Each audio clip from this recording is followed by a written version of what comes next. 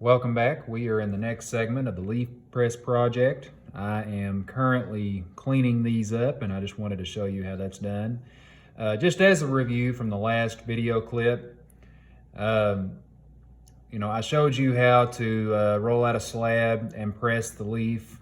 That was when the clay was fresh and moist, but the clay has entered a new phase at this point. It is bone dry, and it is known as green ware right now. That is when the clay is at its driest point, right before it can be fired. So these are able to be fired, but I just want to do some fine tuning on these just so that they'll look better and more clean by the time they're finished. As you can see, when the leaves were cut out early on, it left little raised areas on the edges and sharp points and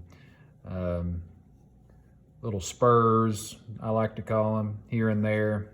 Just not a very appealing look, and it doesn't feel very, doesn't feel good to the hand either when you touch it. So I just want to show you how you can clean those off and get this piece looking more refined. I'm going to be using a couple of different things to do this. The first is some steel wool. Now, this is a very fine piece of steel wool, the softest that you can get. You can buy these pretty much anywhere, your local retail store. I think even Dollar Tree has their version of a soft steel wool that will still work. It's been a while since I bought any from there, but I'm pretty sure that they do have some available. But I got these from Walmart. And after we use the steel wool, we're just going to use a cup of water with a sponge. I've got a cup of water ready there. And the sponge that I'm going to be using is nothing special. This came out of the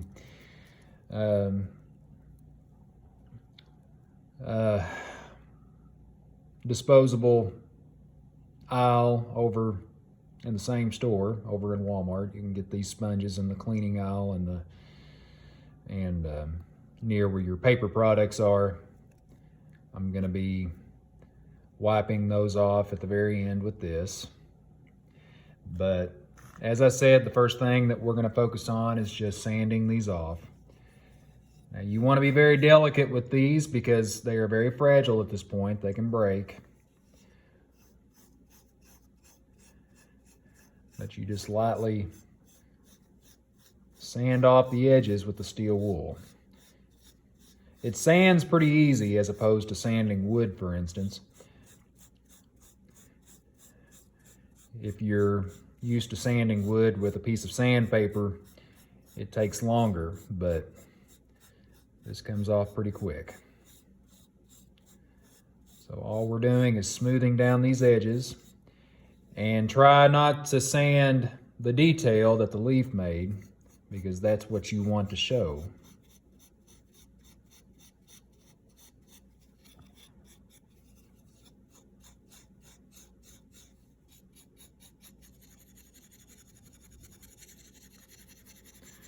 And I would recommend protecting yourself with a face covering, some kind of mask, something that you can shield your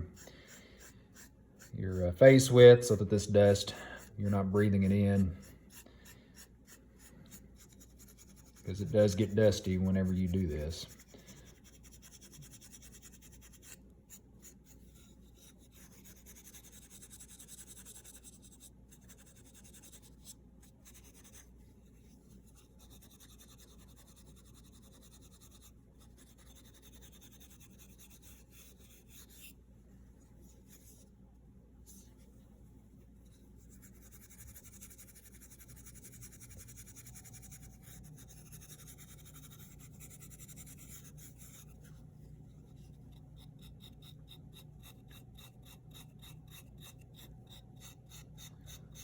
Part of the key is,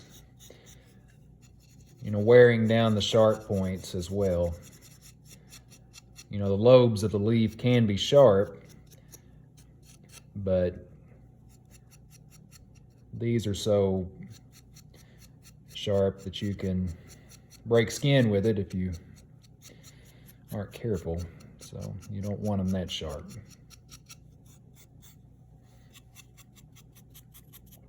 It's another thing to remember with anything that you're making regarding clay, whether it's pottery or a sculpture,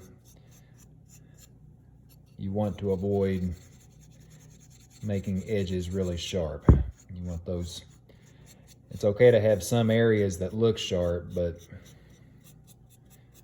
really crisp and defined, but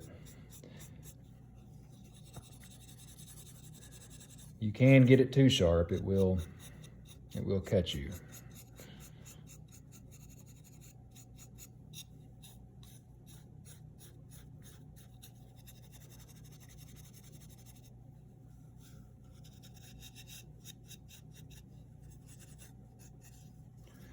Okay, so on the back, I'm going to try to sand the edges there too. Doesn't look like I have as much work to do in this area as I had to do on the front of it. Now you'll also notice where your name is written here. There's some raised areas from where the toothpick engraved that. Just lightly sand over the name and you'll get rid of those raised areas. Now you get a nice, smooth, engraved name in your piece. Another thing to take note of is when you're signing your name on one of these, don't sign it real shallow. You want to go pretty deep with it, or at least deep enough to where when you're doing the sanding, it's going to show up. If you do it really shallow, you're going to sand your name right off. You're not going to see it.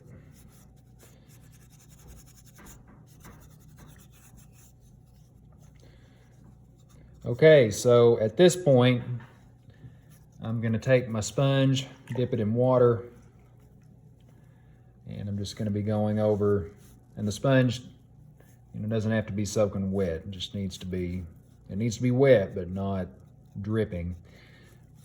I'm just going to be going over those areas where I sanded. And that's just going to help smooth it down. I do this to every piece that I make. This can apply not only to a leaf press, but any kind of sculpture.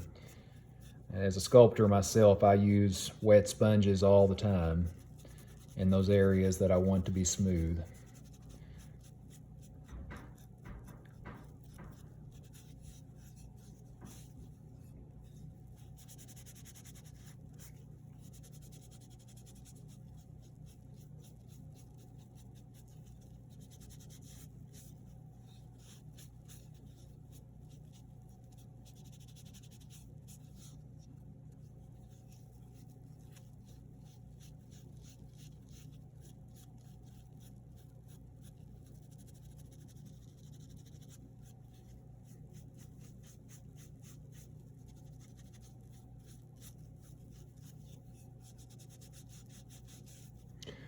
And that pretty much covers it.